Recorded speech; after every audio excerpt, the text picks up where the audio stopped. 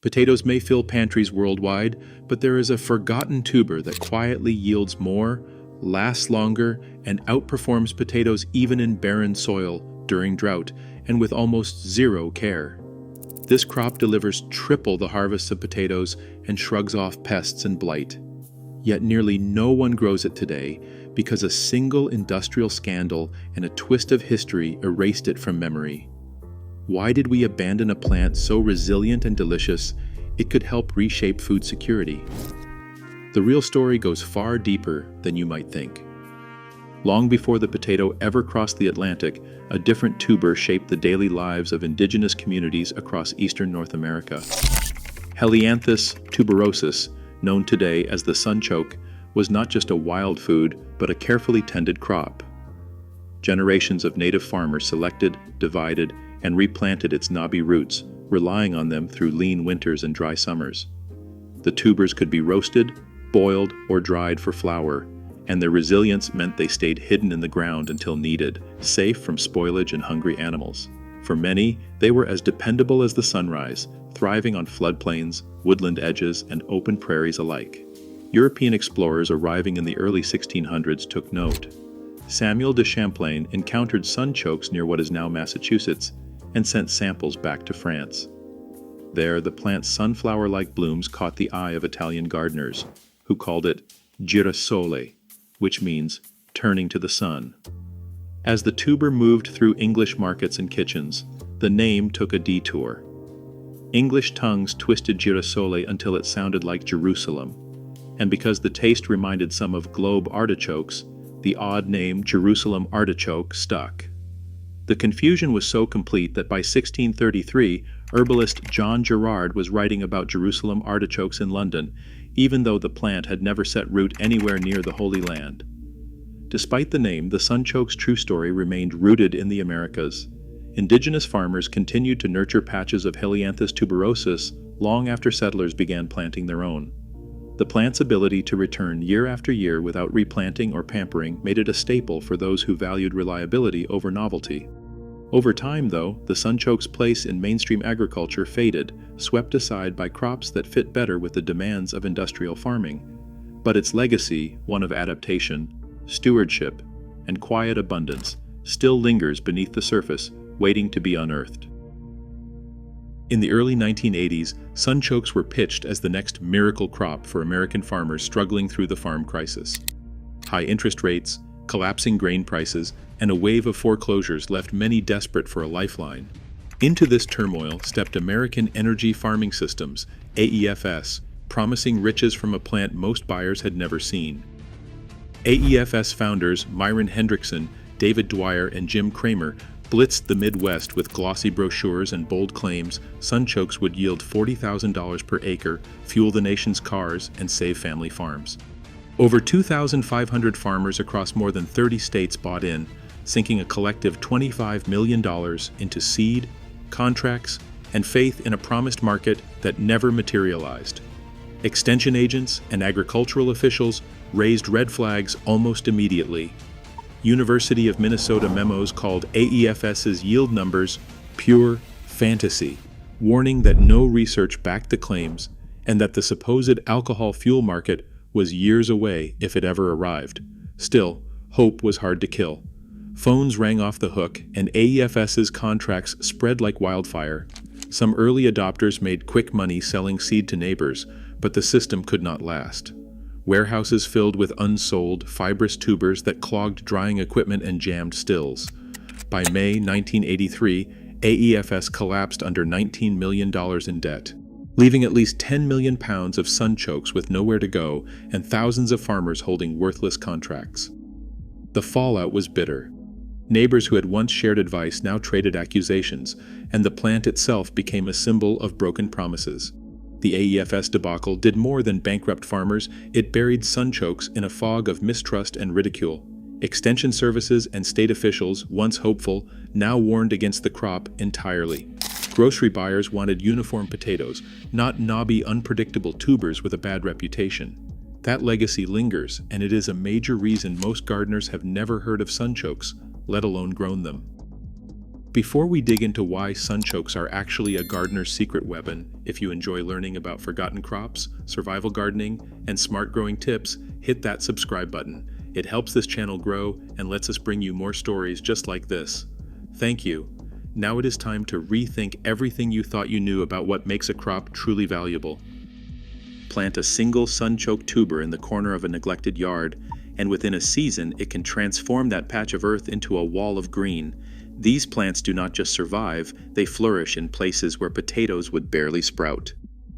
Sunchokes have a unique advantage. They are perennials, returning every year from the same roots and multiplying underground with almost no help at all. Once established, they shrug off drought, poor soil, and even garden neglect. No fertilizer? No problem. Sunchokes dig deep, pulling nutrients from soil that would leave most vegetables stunted. Potatoes need careful feeding, hilling, and constant vigilance against blight. Sunchokes, on the other hand, resist nearly every disease that devastates potato crops. Late blight, the scourge that wiped out Irish harvests and still haunts gardeners today, barely touches sunchokes. Scab and rot, so common in potato beds, are rarely seen. Even the pests that feast on potatoes, like the Colorado potato beetle, have little interest in sunchoke leaves or tubers. This resistance means fewer chemicals, less labor, and more peace of mind. The numbers tell the story best. In Minnesota field trials, sunchokes delivered yields of 30,000 pounds per acre, half again as much as the state's average potato harvest.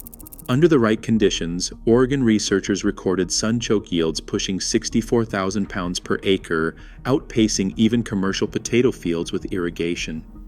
Even without fertilizer or fancy soil amendments, sunchokes routinely outproduce potatoes, especially on poor ground where nothing else seems to thrive.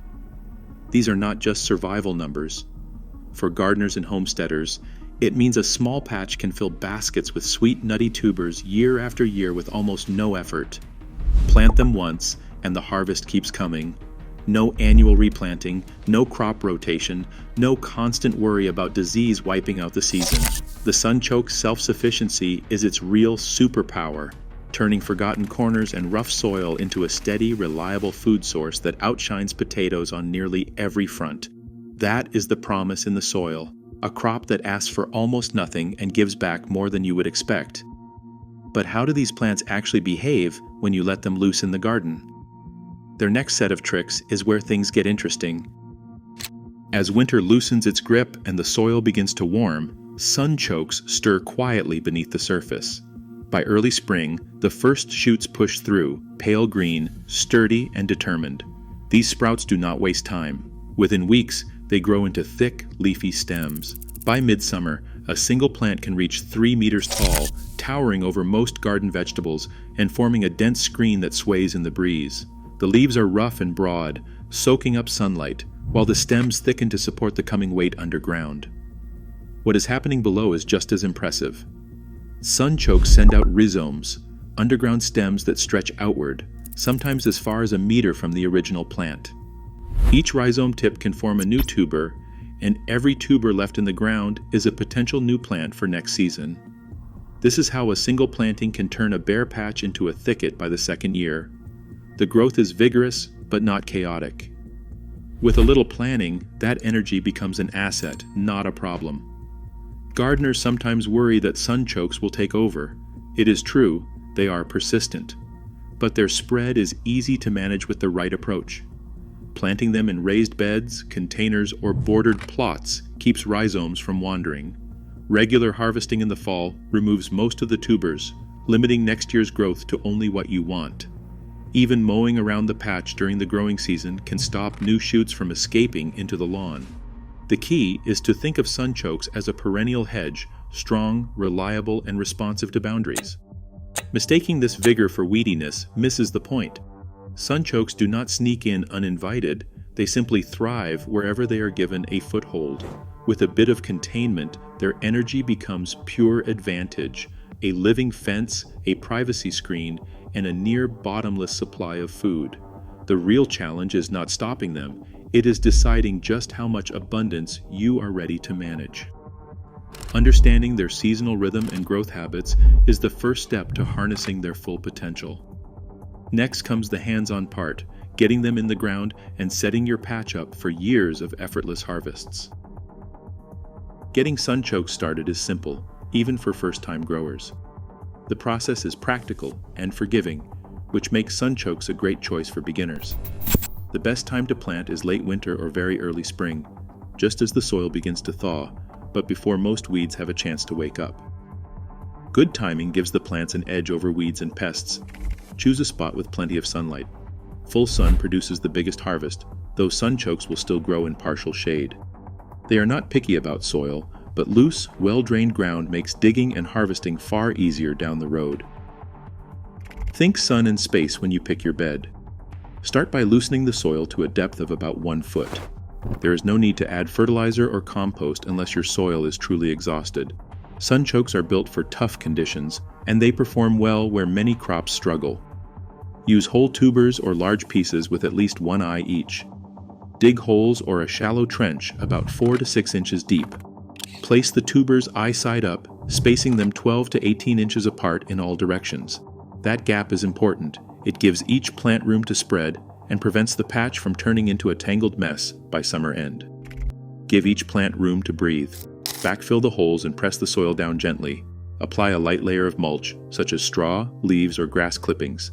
Mulch helps keep the ground moist and suppresses early weeds. Water once after planting, just enough to settle the soil around the tubers. After that, let nature take over. Sunchokes need little attention as they establish, though an occasional watering during dry spells can boost growth, especially in sandy soils. Mulch and light watering are usually all you need.